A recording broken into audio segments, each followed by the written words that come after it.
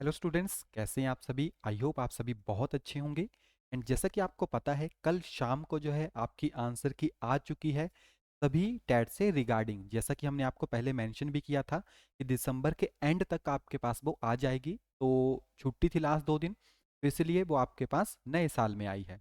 तो आपके पास जो एच पी टैट के नवंबर के 2023 की जो फाइनल आंसर की है, उसमें जो क्वेश्चंस हैं आपके पास, उनके लिए जो ऑब्जेक्शन है उसके लिए कौन कौन से स्टेप आपको फॉलो करने हैं, एंड जो रॉन्ग आंसर है आपके पास उनकी करेक्शन को किस तरह से आपको वहां पे रिप्रेजेंट करना है कि आपका जो क्वेश्चन है वो सही हो, या फिर आपको कौन कौन से क्वेश्चंस के फॉलो करने हैं जो एज ए रेफरेंस वहां पे मैटर करते हैं। तो थोड़ा सा यहाँ पे हम इनकी सूचना को पढ़ लेते हैं कि किस तरह से जो आप वहां पे अप्लाई कर सकते हैं। क्या कह रहा है आपके पास, अधिसूचित किया जाता है कि Himachal Pradesh board of school education ने 26/11/2023 को जो एग्जाम लिया था, 27 को भी एग्जाम लिए थे, है ना, डिफरेंट डिफरेंट, 3 को एग्जाम हुआ था, 9 को एग्जाम हुआ है।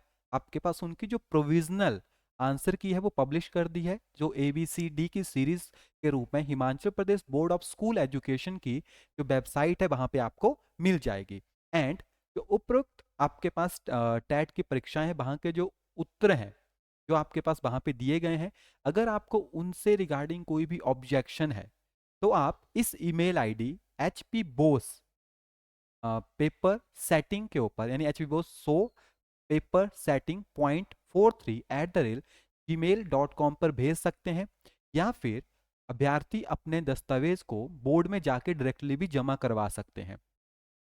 7 तारीख 1 2024 तक ही वो जमा होंगे। उसके बाद कोई भी चेकआउट नहीं किया जाएगा। ओके, आप डाक के द्वारा भी ये भेज सकते हैं, लेकिन एक चीज नोट रखिएगा, अगर डाक जो है 7 तारीख के बाद पहुंचती है तो उसको भी वैलिड नहीं माना जाएगा। आपके पास कॉन्टैक्ट नंबर दिया गया है, इसके ऊपर आप कॉन्टैक्ट करके जो है वहां से पूरी डिटेल्स ले सकते हैं।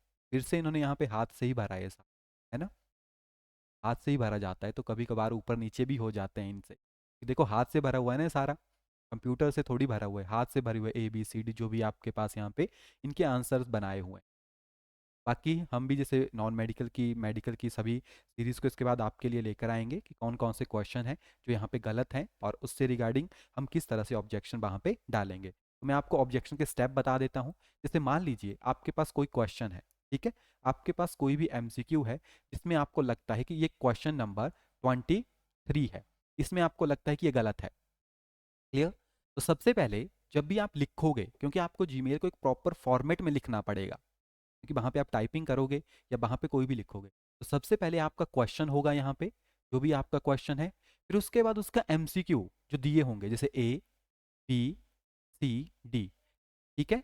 फिर उसका आंसर, जो उसका आंसर दिया गया है अकॉर्डिंग टू प्रोविजनल आंसर की, ठीक है, अकॉर्डिंग टू प्रोविजनल आंसर की जो आंसर वहां पे रिप्रेजेंट किया गया है, देन आपको यहाँ पे लिखना है कि ये रॉन्ग है। जो इसका, यानी आपको यहाँ पे बताना है इसका जो राइट आंसर होगा, मान लो A दिया है, ठीक है, अकॉर्डिंग टू प्रोविजनल आंसर की A, but the correct answer is option number D। Clear. फिर इसके बाद आपको इसका प्रूफ या रीजन फॉर्म में आप उसको लिख सकते हो कि उसका रीजन क्या होगा। तो उसका प्रूफ लिखना है आपको, कि अगर टाइप कर रहे हो तो टाइप करके लिखो, प्लस साथ में आप वहां पे रेफरेंस लिख सकते हो कि मैंने ये रेफरेंस लिया है इस बुक से, या मैंने रेफरेंस लिया है NCERT class 6 chapter number dash dash page number dash dash, ठीक है। यानी जैसे मान लो चैप्टर नंबर 6 पेज नंबर, आपके पास ये चैप्टर नंबर 6 नेम दे दो चैप्टर का, और इस पेज से लिया गया है, और नीचे उस पेज की कटिंग, क्योंकि प्रूफ तो लिख दिया, उसकी कटिंग, क्योंकि वो नहीं ढूंढेंगे कि आपका प्रूफ है उस बुक में कि नहीं है। क्लियर। तो आप उस पेज की कटिंग वहां से डाल सकते हो। तो इस फॉर्मेट में एक प्रॉपर आपके पास होता है, क्योंकि आप डायरेक्टली क्वेश्चन भेजोगे और आंसर बताओगे, उनको क्या पता कि उसका आंसर सीट में क्या दिया गया है। तो आपको हर चीज मेंशन करनी है कि उनको ज्यादा वहां पे काम ना करना पड़े। यानी आप पहले क्वेश्चन लिखोगे, ठीक है, और एक चीज, हाँ, नोट करना, सबसे पहले तो आपको इससे पहले क्या लिखना है, आपकी जो स्ट्रीम है, आपका रोल नंबर वगैरह मैटर नहीं करता है वहां पे। क्लियर। आपकी जो स्ट्रीम है, यानी आप जैसे आर्ट्स के हो, मेडिकल के हो, तो आपको सबसे पहले अपनी स्ट्रीम मेंशन करनी है। क्लियर। स्ट्रीम के साथ साथ आपको अपनी जो सीरीज है वो भी मेंशन करनी है। सीरीज, जैसे मान लो A सीरीज है, बी सीरीज है, सी सीरीज है, डी सीरीज है, आपको साथ में अपनी सीरीज भी मेंशन करनी है। उसके बाद सीरीज में जो क्वेश्चन है वो आएगा, क्योंकि अगर आपने स्ट्रीम नहीं बताई कि आपकी आर्ट्स की स्ट्रीम है, मेडिकल की स्ट्रीम है, नॉन मेडिकल की स्ट्रीम है, या आपकी केबीटी की स्ट्रीम है, कोई भी स्ट्रीम है, अगर आपने वो मेंशन नहीं की तो कैसे पता लगेगा क्वेश्चन कौन से पेपर का है? और अगर आपने सीरीज नहीं बताई तो फिर कैसे पता लगेगा क्वेश्चन किसका है ना? पूरा क्वेश्चन लिखना है, जो प्रोविजनल आंसर की के अकॉर्डिंग इसके बाद जो आंसर है वो आपको यहाँ पे लिखना है। उसके बाद जो करेक्ट आंसर है वो आपको यहाँ पे लिखना है, और करेक्ट आंसर आपने कहाँ से लिया उसका प्रूफ देना है, प्लस साथ में उसका रेफरेंस देना है कि वो रेफरेंस कहाँ से लिया गया है। गूगल का रेफरेंस वैलिड नहीं होता है, क्योंकि गूगल के ऊपर कोई भी ऑफिशियली बुक नहीं है। एक चीज हमेशा नोट रखिएगा। तो आपके चाहे कोई भी बुक हो गई, चाहे मॉडर्न की है, दिनेश की है, प्रदीप की है, एनसीईआरटी की, आप बुक्स का रेफरेंस डाल सकते हो, लेकिन ज्यादा वैलिड जो होता है वो एनसीईआरटी बुक्स के रेफरेंसेस होते हैं। क्लियर? जो क्वेश्चन हमें लगेगा कि नहीं सही नहीं है, आप हमारे कॉन्टैक्ट नंबर के ऊपर उस क्वेश्चन को, जैसे मैंने कहा अभी, लिख के भेज दीजिएगा। फोटो भेज देना क्वेश्चन का, कौन सी सीरीज है, कौन सा इसका नंबर है।